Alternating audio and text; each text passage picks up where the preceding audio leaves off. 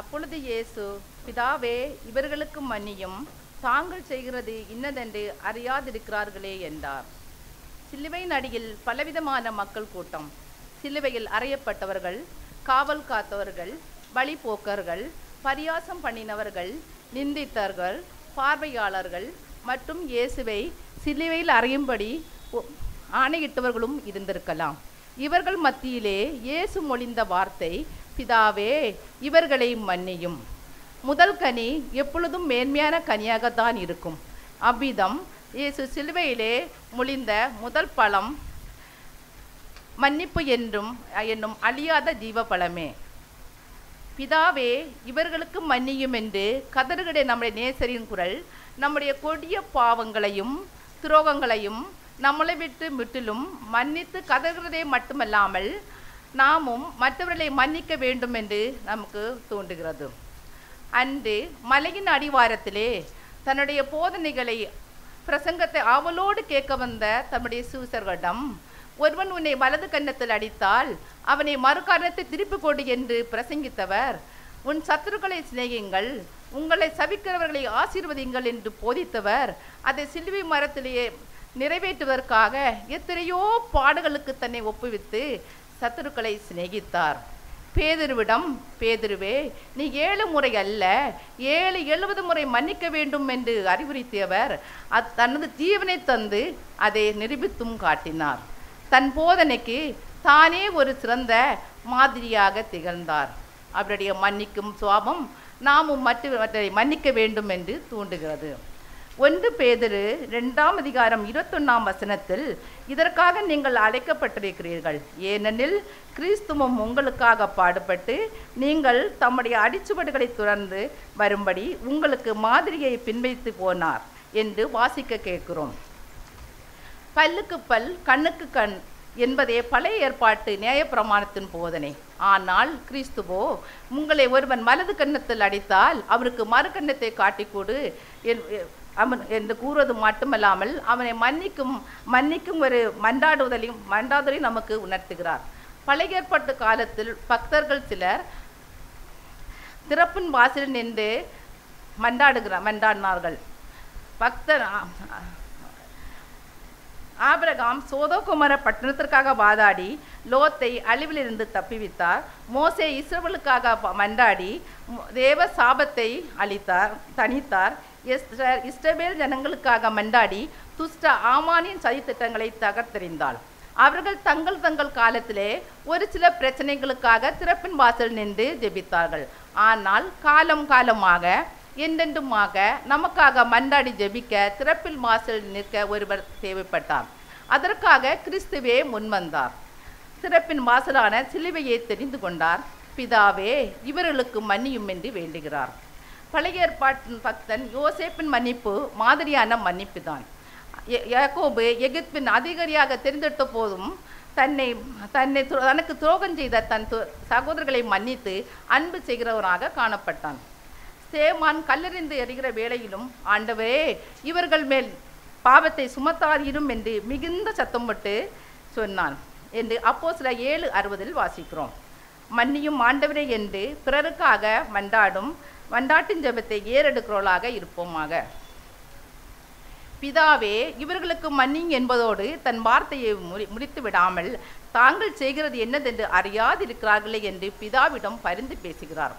எந்த நேரத்தில் அவர் இவ்வாறு பேசுகிறார் என்று சிந்தித்து பாருங்கள். பாதாளத்தின் வல்லமை மூர்க்கமாக மோதிய நேரம் அது.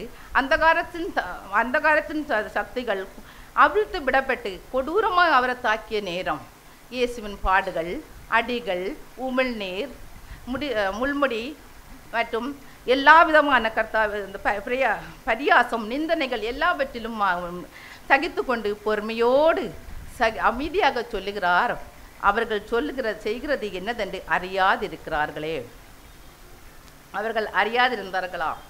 லாசருவிடம் குற்றம் ஒன்றும் இல்லை என்று அறிந்த பின்னும் மரணத்துக்கு அவரை ஒப்பு கொடுத்தார்.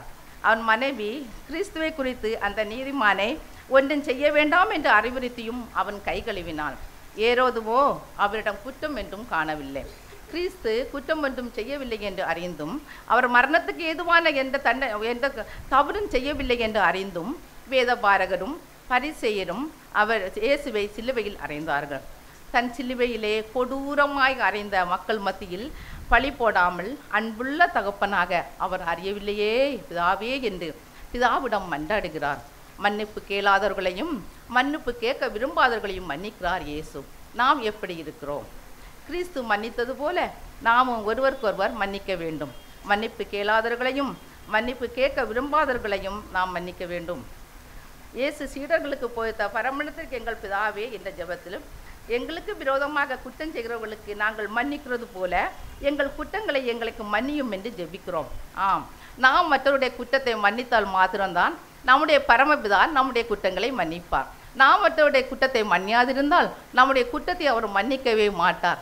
நாம் எவ்வளவு நாட்கள் அது வருஷமாக இருக்கலாம், நாசமாக இருக்கலாம், எவ்வளவு வருஷம் ஆனாலும் நாம் பிறருடைய குற்றங்களை மன்னிக்காமல் இருந்தால் நாம் பரமபிதா நம்முடைய குற்றங்களை மன்னிக்கவே மாட்டார்.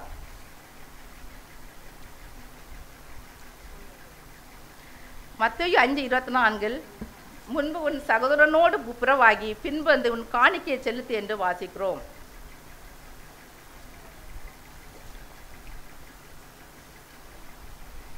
நாம் நம்முடைய சகோதரனை மன்னிக்கால் நம் காணிக்கை வைப்பதற்கு முன்பாக போய் எவ்வளவு காணிக்கை கொடுத்தாலும் நம்முடைய காணிக்கை அங்கீகரிக்கப்படவே மாட்டாது.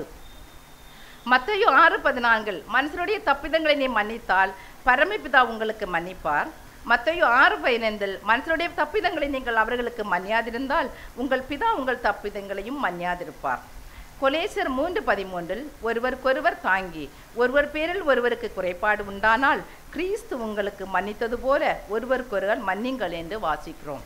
ஆம், கர்த்தர் விரும்புகிறார் நாமும் அவர்களுடைய மற்றவர்களை தப்பிதங்களை மன்னிக்கும் போது நம்முடைய தப்பிதங்களை மன்னிப்பார். நாமும் ஒருவருக்கொருவர் குறைபாடு உண்டானால் அதை கிறிஸ்து மன்னித்தது போல் நாம் மன்னிக்க வேண்டும் என்று விரும்புகிறார். நான் இப்பொழுது ஒரு உண்மை சம்பவத்தை உங்கள் முன்பாக கூறலாம் என்று நினைக்கிறேன்.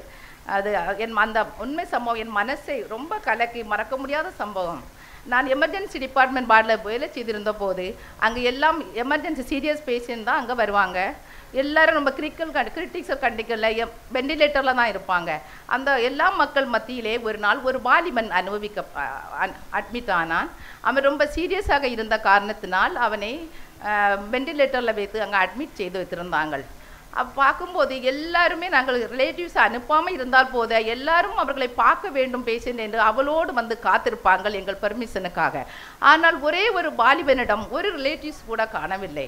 அப்பொழுது பார்த்தோம் இவன் பாவம், இவன் வெண்டிலேட்டரில் செடேஷன் கொடுக்கறதுனால் அவன் எப்பொழுதும் ஞாபகம் இல்லாமல் தான் இருந்து கொண்டே இருப்பான். எப்பொழுது அவன் கண் திறந்து எல்லா இடமும் பார்க்கும்போது எல்லா மக்களிடமும் இருக்கிறார்களே என்னிடம் ஒரு யாருமே இல்லை என்ற ஏக்கத்தை அவனிடம் நான் கண்டுகொள்ள முடிந்ததினால் நான் உன் அம்மாவை பார்க்க வேண்டுமா என்று கேட்டும்போது அவன் தலை அசைத்ததால் அவன் அம்மாவை கூப்பிட்டு உன் மகன் தேடுகிறானே, நீ அவனை பார்க்க நாங்கள் பெர்மிஷன் தருகிறோம், நீ அவனை போய் பாரு என்று சொன்னோம்.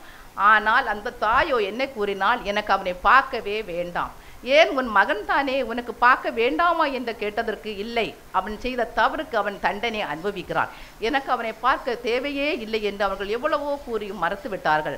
அவர்கள் கூறினார்கள், எனக்கு இன்னும் ஒரு மகன் இருக்கிறான், அவன் நல்லவன், நான் சொல்கிறது போல கேட்கிறவன், அதனால் அவன் எனக்கு போதும், இவன் வேண்டாம். என்னாலும் எப்படி அதை நீ வா என்று கூட்டி அவனை பாரு என்று வெகு தீரத்தில் நின்று அவனை பார்த்தார்கள். அவன் கண்களோ அந்த தாயை நோக்கி கொண்டு இருக்கிறது. நாங்கள் கூறினோம், நீ ஒரு தடவை அவனை மன்னித்து விடு, அவன் என்னை ஜீவிப்பதே 1 மணி நேரமாக இருக்கலாம் அல்லது ஒரு நாளாக மாத்திரம்தான் இருக்கலாம், ஆனால் இந்த கடைசி நேரத்தில் நீ மன்னிக்க வேண்டும், நீ கிறிஸ்தவளாக இருக்கிறீரே, உனக்கு மன்னிக்கும் ஒரு சக்தியும் உன்னிடம் இல்லையா என்று எவ்வளவோ கூறியும் அந்த தாய் முடியவே முடியாது, நான் மன்னிக்கவே மாட்டேன் என்று கூறிவிட்டாள். கடைசியிலே பரிதாபம், அவன் அப்படியே இறந்து விட்டான். அந்த தாய் கடைசி வரை அவனை மன்னிக்கவே இல்லை.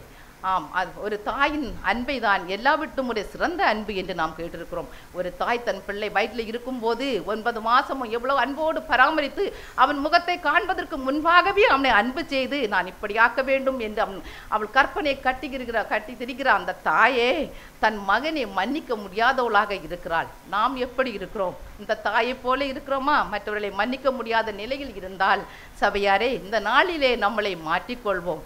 நம் தேவன் நமக்காக நம்ம எவ்வளவு மன்னித்தார. நேற்று நாமும் இந்த நேரத்திலே, ஆண்டவரே மன்னிக்கும் சுபாவத்தை எனக்கு தாருமே என்று தேவனிடம் கேட்போம்.